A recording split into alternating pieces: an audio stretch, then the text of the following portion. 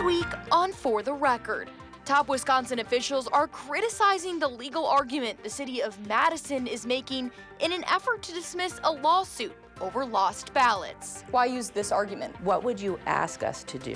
Plus, another push to legalize weed in the state, why lawmakers say it needs to happen this legislative session. And later, You're known as a little bit more as one of the stauncher conservatives among your party. What do you want your legacy to be as you leave the legislature? the Wisconsin state senator representing Whitewater will not seek re-election. Could it impact control of the chamber? That's all coming up on For the Record. Tough questions, real answers. Wisconsin's political conversations start here. This is For the Record. Welcome to For the Record. I'm Ellie LaLiberte.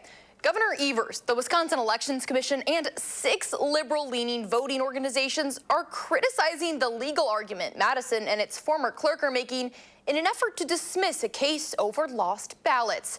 The lawsuit is over the 193 absentee ballots that went uncounted in the 2024 November election. The city claims that case should be thrown out because the right to vote by absentee ballot is a, quote, privilege, not a right.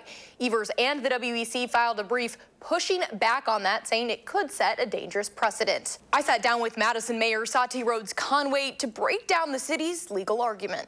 I kind of want to get started by asking why the city is looking to dismiss this case. I want to start with the city is so committed to voting and to absentee voting in particular. Now, the question of this lawsuit, right? So we went through a whole process with the Wisconsin Elections Commission where we fully cooperated with their investigation, and they wrote an order and telling us a whole bunch of things that we needed to do.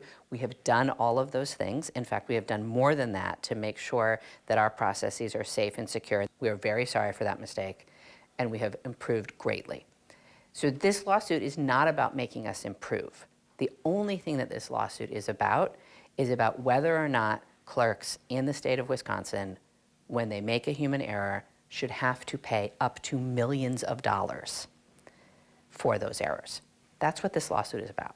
And that's why we would think it should be dismissed, because I think it is a terrible precedent if clerks around the state know that they can get sued and have to pay millions of dollars if they make a human error. Should these voters be able to be compensated for their ballot being uncounted? No, I don't think so. I think what the voters deserve and what they have gotten from us is an apology, and the fact that we have worked to make sure that that will never happen again. I want to move now to the argument at the center of the controversy here, because the argument listed in the brief reads, when the absentee process unfortunately results in a vote not being counted, it is not a violation of a constitutional right. Is voting absentee voting not a constitutional right? Well, so what we're referring to there is something that's in state law that the legislature passed in 1985 and is still on the books. And if you look into the legal documents, what they're quoting is a state law, right? The state law literally says that absentee voting is not protected in the same way that voting at a polling place is. So when I quote the state law, it doesn't mean I agree with it, right? When a lawyer quotes the state law, it doesn't mean that lawyer agrees with it. It means that that's what the state law says. So personally, I think that every form of voting is a right and that every ballot should be counted regardless of how it's cast. What I think, though, people have a problem with is not us or this lawsuit, it's with the state law. So if the state law is suggesting that absentee ballots are not as protected as other ballots, then we should change the law, right? We should fix that, because that's a huge and very concerning loophole. But the city of Madison is the ones using this argument. Does it set a dangerous precedent? Because that's some of the concerns we've heard. Like, for example, we heard the chair of the Wisconsin Elections Commission writing, unquote, for the first time ever, the Wisconsin Election Commission filed a friend of the brief court. Why? Because the city of Madison was essentially arguing they didn't have to count absentee ballots, which is preposterous. She then continues by saying, I just want to interrupt you, because that's not what we're saying. We're not saying that we shouldn't have to count absentee ballots. No one is saying that. I think everyone agrees that absentee ballots need to be counted and that absentee ballots are just as valid as every other ballot. Everyone agrees on that. What we're saying is that we should not have to pay up to millions of dollars if someone in a clerk's office makes a human error. Yes, but the question is, from both the WEC and the governor, and we've seen a bunch of people weigh in on this, that this could set a dangerous precedent. Do you think that that could happen? I think there's room for lots of dangerous precedent in this lawsuit. I think it is an incredibly dangerous precedent to say that clerks' offices can be sued and have to pay lots and lots of money that right now is going to provide basic services, money that could go to pay poll workers better, money that could go to secure our elections. And there is no clerk's office in this state that has adequate funding, right? And the precedent of having clerks have to pay money if they make mistakes, I think is incredibly dangerous for our state. Is it also dangerous to set a precedent if the court should decide that absentee ballots are not protected? Yes, of course. But the only reason that we're between these two precedents is this lawsuit. No one disagrees that absentee ballots should be counted and should be protected. There is no disagreement there. Why use this argument? What would you ask us to do if I, as an elected official who has a fiduciary duty to take care of the city budget, do you think I should leave an argument on the table that might mean that I can save my municipality millions of dollars that we don't have, that we couldn't spend because of expenditure restraint limits from the state? Right? Because of this lawsuit, we have to use every possible argument to defend ourselves and to not have to pay out millions of dollars. And you feel like this is the best avenue to do that? No, I don't feel like it's the best avenue. I feel like we are left no choice. I feel like this lawsuit is putting the entire state between a rock and a hard place. And I think there's, whatever the court does, I think that there is danger of really bad precedent here. We're seeing voting underway right now for the February 17th primary. For voters going out who are seeing the headlines from this and the argument that's in the brief, I understand what you're saying, but the argument that's in the brief, what would you say to those voters who are a little bit concerned? How are you trying to gain their trust and maintain trust of voters in Madison? Well, I would say, first of all, that you should choose the method of voting that works for you, right? You have lots of options to vote in the city of Madison. You have more options in Madison than you do in many other communities across the state. So if you feel most comfortable voting on Election Day, you should do that at your polling place, absolutely. If you would like to take advantage of one of the many sites that we have for early in-person voting, go to one of our libraries. You can come right over here to the municipal building. There's lots of options to vote early if that is the thing that's going to be best for you. And if it works best for you to vote absentee, I can guarantee you that our processes have improved, and that is a safe way to vote. We also saw the governor put a statement out about this. Have you spoken with him or any other top officials about this? I haven't talked to the governor about this, but again, I don't think there's any disagreement. I don't think that the governor and I disagree on this. I don't think that the Elections Commission and I disagree on this. In fact, I don't want to speak for Law Forward, but I don't think that we disagree with them on the question of whether absentee voting should be safe and secure and every absentee ballot should be counted. Thanks for taking the time to chat with us. Thank you. That was a condensed version of our interview with Mayor Rhodes Conway. You can find our full conversation up right now on channel3000.com. The Department of Public Instruction is again in hot water with members of the state legislature.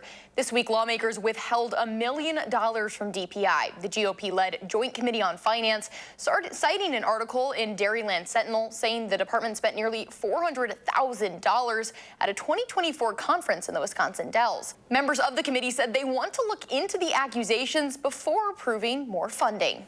Taxpayer use of funds at a resort for a conference, and it's since it's so new, we just want the opportunity to at least review what's going on there with this questionable use of funds, at least according to that report that's very new. And so we just want to hit pause on that.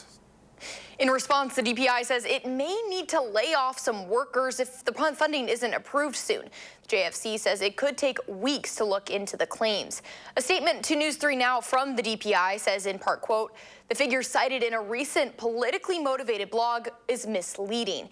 It reflects the total cost of administering the workshop, including staff salaries, securing laptops, meeting space, hotel and travel costs, and more. And next on For the Record, Democrats in the state legislature want to legalize weed, but does it stand a chance at passing? And later, as Democrats are looking to flip 2 seats for control of the state Senate, we talk with one Republican about why he is not seeking re-election.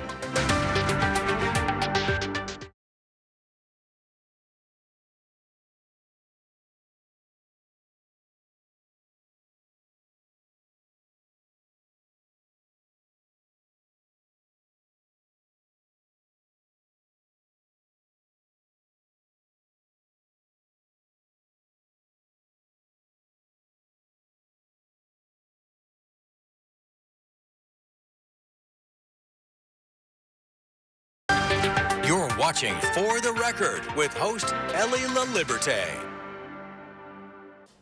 Well, Democrats in Wisconsin's legislature routinely introduce a bill to legalize cannabis in the state. That never makes it to the governor's desk, but lawmakers say if the bill's not passed this time around, it could hurt businesses. In 2018, Congress legalized the cultivation of industrial hemp. In doing so, they opened a loophole allowing the sale of certain THC products. Democrats say since then, the state's THC industry took off, now employing 3,500 people and contributing $700 million to the economy. But upon reopening the federal government following the fall shutdown, Congress closed that quote-unquote loophole. Now businesses are looking at a ban on their hemp-derived THC products this November. Legalizing cannabis gives these same Wisconsin businesses a lifeline, allowing them to transition from hemp-derived THC to cannabis-derived THC and keep jobs, investments, and innovation right here in our home state. Republicans have introduced a marijuana bill of their own. The bill, which was introduced back in September, would create a program in Wisconsin to license growers, producers, labs, and dispensaries for medical cannabis. Currently, 40 other states allow for legal use of medical cannabis products. A bill supported by Wisconsin's crypto investors is making its way through the Capitol. Under current law, you cannot offer or sell any securities in the state unless it meets certain criteria, like being registered with the Department of Financial Institutions. Assembly Bill 892 would specify that digital access staking does not fall under those rules. Staking is the process through which you can earn rewards on your cryptocurrencies by supporting the network security of a blockchain. The bill's author and local advocates say this clarification would make a difference for the state's crypto holding entrepreneurs. We have heard people leaving Wisconsin and taking their business with them because of these rules. I shouldn't have to consider leaving our state or building elsewhere to reap the full benefits of this digital space. The Republican-backed bill has been referred to the Committee on Science, Technology, and AI. Well, beer and politics don't normally mix, but that's exactly what Democrats are trying to do. Updates to alcohol laws in recent years have made it more difficult for out-of-state breweries to participate in local beer festivals. But a new bill looks to ease some of those restrictions. It's part of our culture. For Doug Randall, the thing that brings people together is beer. Beer is something that most people can just get together and agree on. It's a testament to the work he does. I'm the chairman of the Great Taste of the Midwest. Every year, Madison's iconic beer festival brings in about 200 breweries and serves about 1,400 different beers. But we need out-of-state breweries because it's one of the things that sets us apart. But last year, So we lost about 60 breweries. I'm concerned about how this is going to affect ticket sales in the long run because beer festivals they don't have the popularity that they used to. in 2023, Wisconsin updated its laws for making, distributing, and selling alcohol. That included a provision requiring out-of-state breweries to purchase expensive shippers permits to showcase at beer festivals. That permit was approximately $1,250. So Randall brought his concerns to the Capitol. It was really cost prohibitive. Senate Minority Leader Diane Hesselbein authored this bill to ease the fees for out-of-state breweries by allowing them to send a limited amount of beer to festivals without that permit. This makes it easier for out-of-state breweries to bring their wares in here and people can try them. It would open up the doors for smaller breweries to come back to us. Randall's reaction to the bill? Relief, intense relief. The bill defines a festival as an event with at least 25 breweries. It also requires the festival sponsor to provide notice of the event's date and time 15 days before it happens. Wisconsin Eye, our state's version of C-SPAN, is back online. Wisconsin Eye went dark in December due to funding challenges. Right now, the network is only funded for February, but lawmakers are working on getting long-term funding up and going. In the state budget, $10 million was put aside for WisEye in a matching fund, but a bill heard in committee this week would put that $10 million into an endowment with interest accrued off of it going to the network. However, the network would still have to raise a few $100,000 on its own. The chair of the Wisconsin Eye board told lawmakers they may need some money to bridge the gap. It's going to take them a little bit of time, as good as they are, to invest those dollars and get a return on the money. But we've got to operate between now and whenever that return comes in. So we'll need some kind of bridge. We will work with the legislature on that. We will need to work on the trust fund language. We would like the State of Wisconsin Investment Board to be aggressive. The full assembly plans to vote on the Wisconsin I bill this Tuesday. The agreement the legislature has with WisI does not include coverage of the Wisconsin Supreme Court oral arguments. Chief Justice Jill Karofsky said the court will ensure the public has access to the February hearings through a live stream of its own, writing in a statement, quote, "Transparency is fundamental to the rule of law, and we are committed to ensuring people can continue to follow the work of their Supreme Court." And next on For the Record, the Wisconsin state senator representing Whitewater will not seek re-election. Could it impact control of the chamber? When we come back.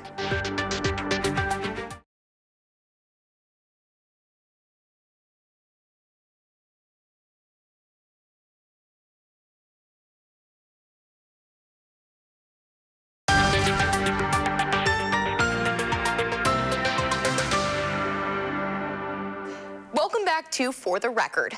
Well, Monday, Senator Steve Nass announced he will not be seeking re-election. As a Whitewater native, Nass was elected to the city council in 1977. In 1979, he became a part of UW-Whitewater's Board of Visitors and remained there for 10 years. He was elected to the assembly in 1990 and served in the lower chamber until 2012. In 2014, he was elected to represent Whitewater in the state Senate. And as Senator Nass prepares to leave, we sat down with him to discuss his legacy and the future of the chamber as Democrats look to flip it. Thank you for joining us this morning. You're welcome. So you announced earlier this week that you were not seeking re-election. Talk to me a little bit about why that decision. Well, over the years, it's been a wonderful ride, and as I grew up and listened to others, no matter what profession you're in, they would generally say you'll know when it's time, whether you're a plumber, electrician, legislator. And the more I thought about it, it was time, and it's 35 years, wonderful experience, but it is time for me and to allow someone else to take over the reins, kind of catch the torch and run with it. Yeah. You're known as a little bit more as one of the stauncher conservatives among your party. What do you want your legacy to be as you leave the legislature? I think that I consistently fought against larger and bloated government. And I want to talk about control of the chamber a little bit, because Democrats need just 2 seats to flip the Senate. Are you worried that giving up your seat, not seeking re-election, could go to Democrats? Not at all, for this reason. I know you are correct that some are dicey every 2 or 4 years, 4 years in the Senate. However, my seat it just is. Now, these were the maps that came forward from the governor, Democrat, and my district just happened to land on 63 or 64% Republican. As you mentioned, your district is pretty red, but let's say an Assembly Republican in a tighter district runs for that seat. Does that then open up potential to lose a seat in the Assembly?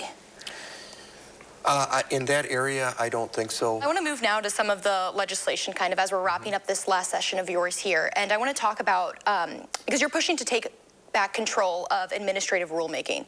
Now, that follows a state Supreme Court decision that limited lawmakers' ability to restrict that. What does your proposal aim to do? Well, you have the statutes over here and the administrative rules that come from the departments, whether it's Department of Natural Resources, Department of Revenue, DPI, and they will come, used to until the court got involved, they would come to my committee, which is co-chaired. There's an assembly co-chair also.